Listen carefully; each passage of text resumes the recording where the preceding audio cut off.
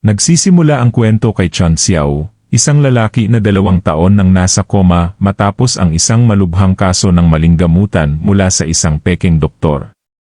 Katabi niya ang matalik niyang kaibigang si Lu Ding, umiiyak sa gilid ng kama. Ibinunyag na nawalan ng malay si Xiao matapos siyang iwan ng kanyang nobya, isang babaeng umalis dahil wala siyang trabaho at inuubos ang pera sa sigarilyo. Dahil sa matinding kalungkutan at pakiramdam na hindi siya nauunawaan, nagpa siyang itigil ni Xiao ang paninigarilyo alang-alang sa kanyang ex, ngunit nauwi rin sa wala ang lahat ng kanyang pagsisikap. Bilang isang matapat na kaibigan, iminungkahi ni Eding kay Xiao ang isang kakaibang lunas, brain shock therapy, upang matulungan siyang maibalik ang alaala at matigil ang kanyang pagkalulong. Sa kawalan ng ibang opsyon, pumayag si Xiao sa tila walang saysay na ideya.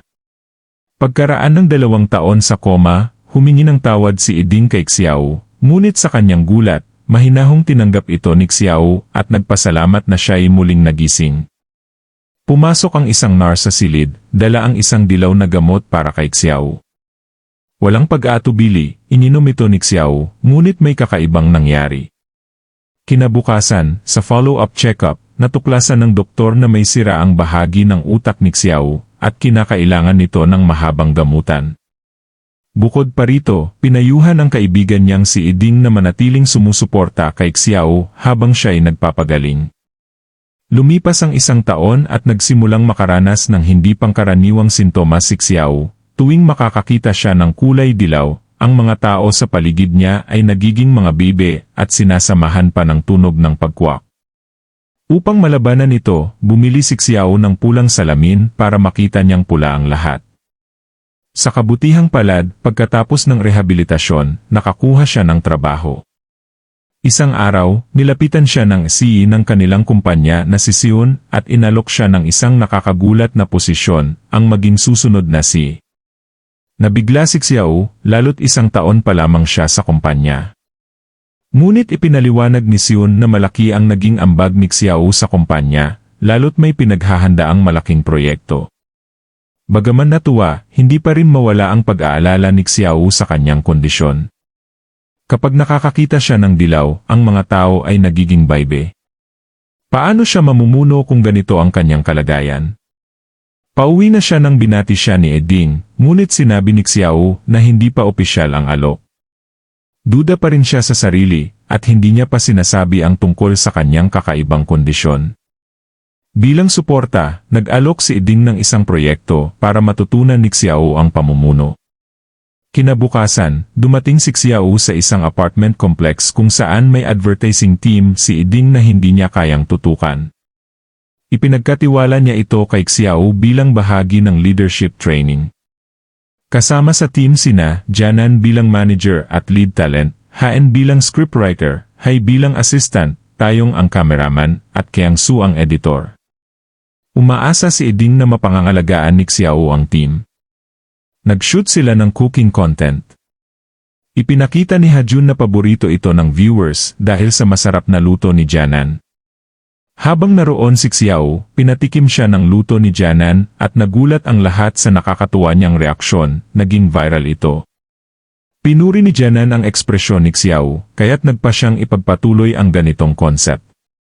Bagaman nainis, sinubukan ni Xiao tawagan si Eding ng ilang ulit, ngunit hindi ito sinasagot. Sa kabila nito, pinili niyang manatiling propesyonal at dumalo sa susunod na shoot.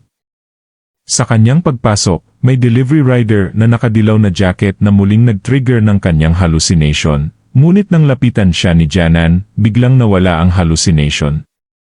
Naguluhan si Xiao kung bakit si Janan lamang ang hindi nagiging baybe. Sa loob ng set, napansin din ni Xiao ang isang dilaw na estatwa ng baybe na hawig sa kanyang hallucination, pero wala siyang naging sintomas. Lalo siyang nag-isip kung anong koneksyon nito kay Janan. Matapos ang shoot, inihatid siya ni Janan pauwi. Sa biyahe, nagkwentuhan sila at naging masaya ang gabi. Unti-unting nahulog si Xiao kay Janan. Kinabukasan, hinarap ni Xiao si Ding. Galit niyang kinumpronta ito at tinanong kung bakit siya pinasok sa ganitong sitwasyon. Kalma lang si Ding at ipinaliwanag na lahat ay para sa ikabubuti ni Xiao bilang siye. Ngunit sa huli, inamin ni Eding na ang tunay na dahilan ay upang mapalapit muli si Xiao kay Jianan. Pagkarinig nito, agad niyang niyaya si Jianan sa isang simpleng hapunan. Doon niya sinubukang alamin kung nawala na ba talaga ang kanyang hallucination. Totoo nga, kahit bumalik si Jianan sa kanyang tabi, nanatiling normal ang kanyang pakiramdam. Lalong naging malinaw kay Xiao na si Jianan ang susi sa kanyang paggaling. Simula noon, naniwala si Xiao na si Jianan ang kanyang tadhana.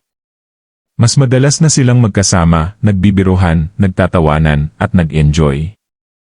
Ang tawa ni Jianan ang naging pinakamagandang tunog para kay Xiao. Sa paglipas ng panahon, naging mas matatag si Xiao at hindi na natatakot sa hallucination ng mga baybe.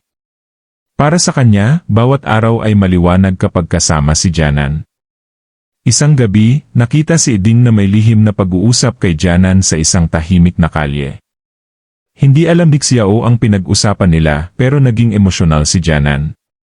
Nang lutuin siya ni Xiao ng paborito niyang noodles, bigla siyang napaluha. Nang tanungin kung maanghang ba, ngumiti si Jianan at sinabing masarap iyon.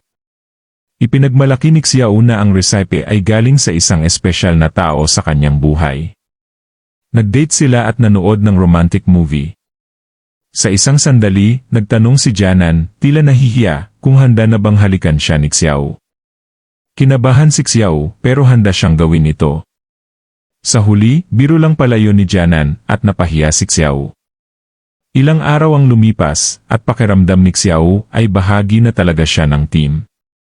Isang araw, may shooting sila sa isang paaralan, na siyang dating paaralan din ni Xiao at Jianan.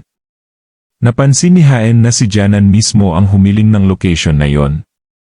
Nagtaka si Xiao at nagpasalamat si Jianan kay Xiao at nagtagpo ang kanilang mga mata sa isang emosyonal na pamamaalam. 2 buwan ang lumipas, at si Xiao na ang namamahala sa team.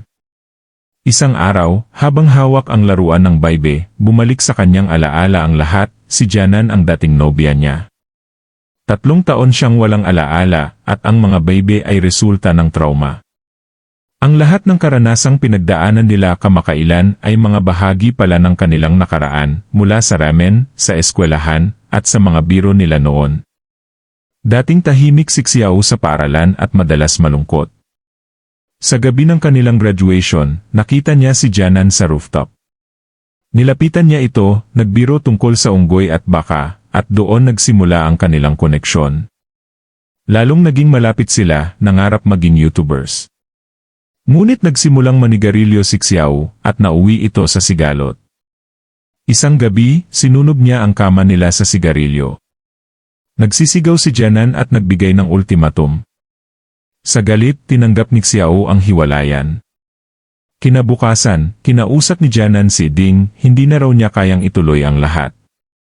Ibinunyag ni Eding na nagkaroon ng matinding brain trauma si Xiao, at ang tanging paraan para gumaling ay buhayin ang mahahalagang alaala.